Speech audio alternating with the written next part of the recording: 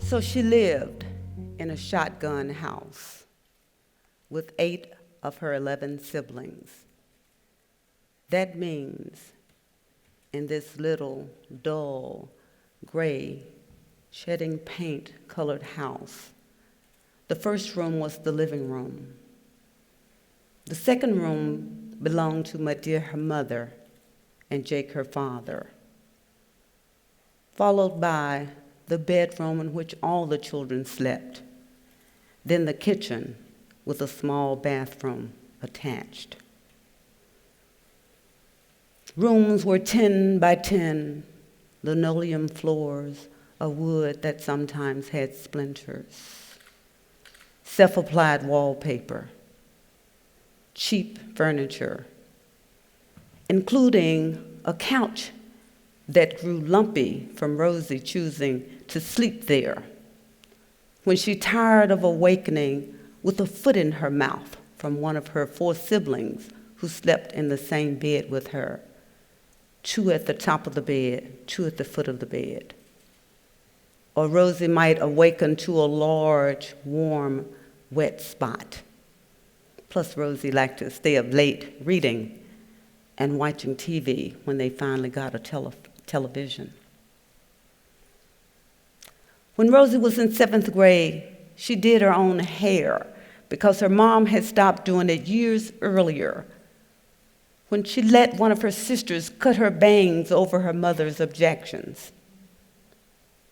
Rosie would periodically burn plugs out of her hair as she used 2 hot straightening combs and curlers to smooth and fix her nappy hair. She was dark-skinned. It was usual when she was walking to school for other children to yell out, "Ooh, why are you so black and ugly?"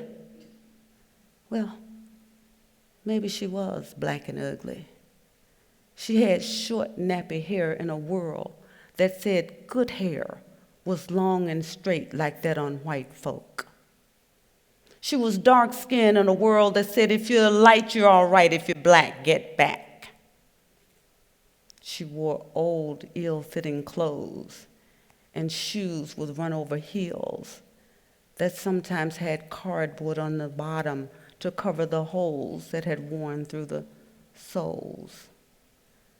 I guess a too big pair of glasses would have completed this outfit, but she never had her eyes examined until she was 18 years old. She was shy. A dark cloud hung over her head because she believed the taunts. Rosie's family took baths in the same tin tub that they rinsed clothes and hung them out to dry on a clothesline stretched across the dirt yard shared with the neighbors.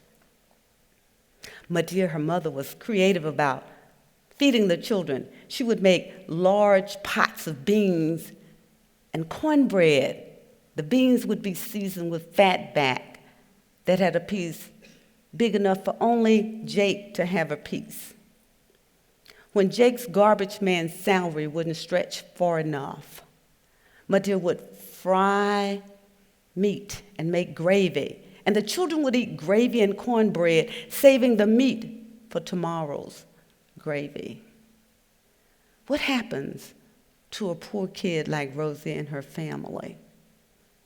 People blame poor people for being poor. They say, Jake should have worked more hours. He didn't have enough education.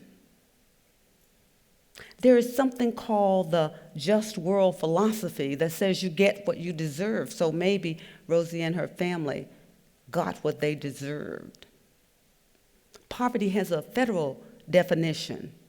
And in 2017-2018, poverty is defined as 2 adults and 2 children living on $24,000 a year.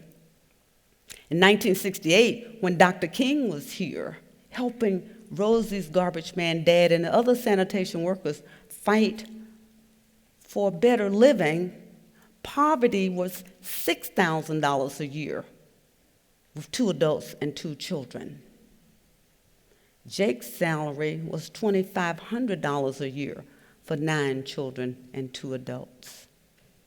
Madia would sometimes help out by cleaning the homes of white women, and she made $25 a week.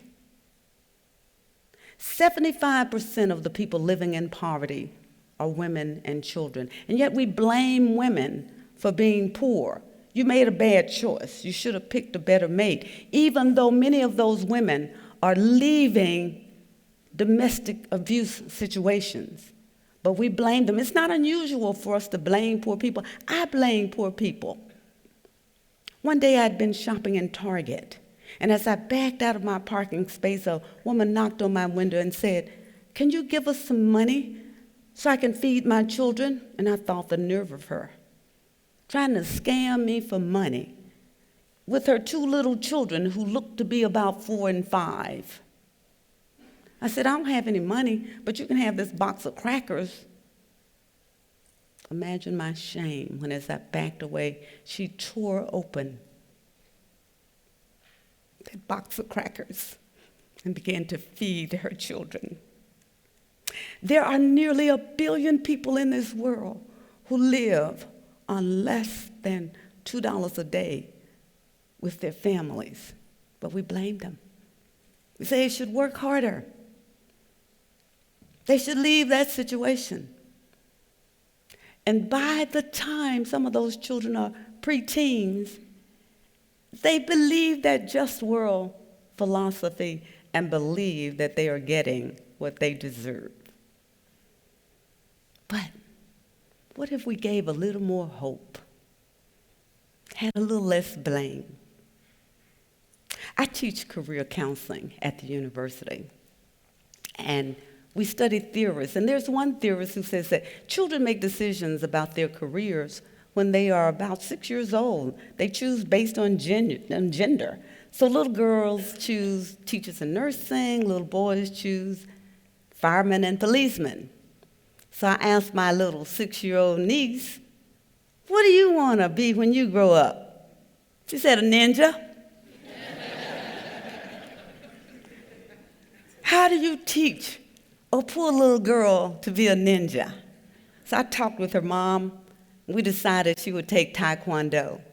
I would pay the monthly fee. We'd all try to get her to Taekwondo. Within a year, she was the champion in her age group.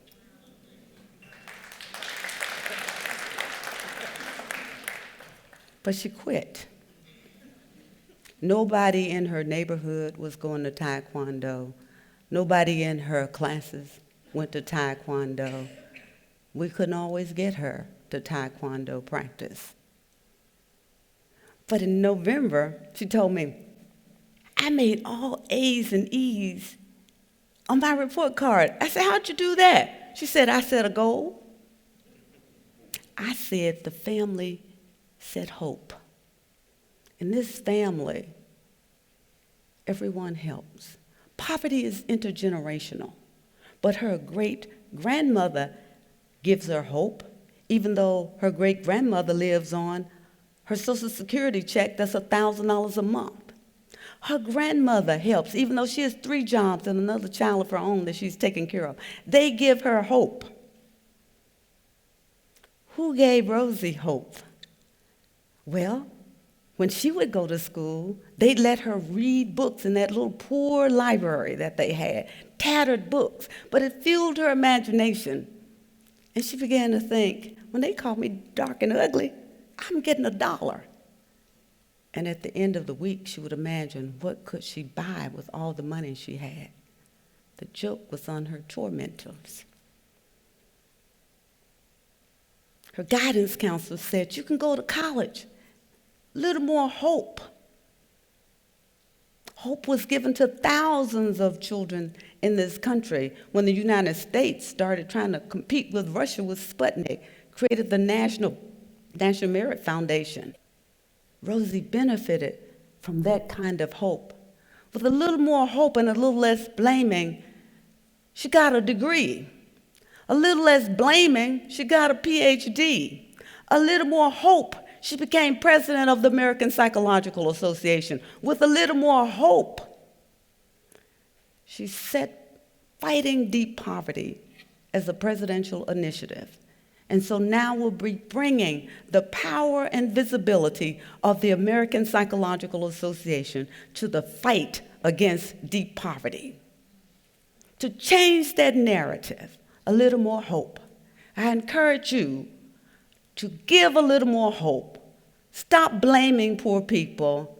Give more hope. I'm Rosie. It's good to meet you.